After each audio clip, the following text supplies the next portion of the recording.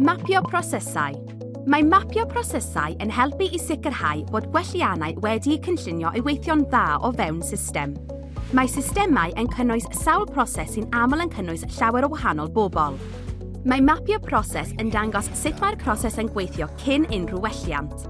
Mae'n defnyddio siapau penodol i gynrychioli elfennau allweddol, megis camau, penderfyniadau, mewnbynnau ac allbynnau.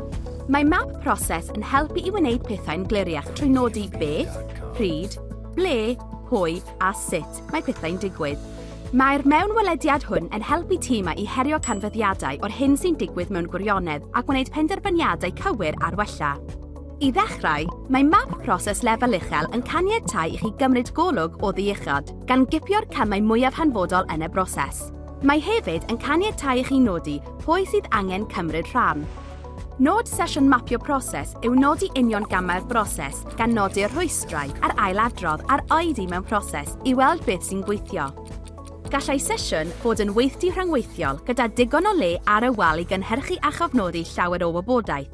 Gallai fod trwy blatfform rythwyr sy'n dogfennu meddyliau a syniadau yn weledol. Mae hwyli sydd yn cadw'r sesiwn ar y trywydd iawn ac yn cofnodi materion, syniadau ac arsylwadau, yn ogystal â chwestiynau treiddgar i symud trafodaethau yn ei blaenau.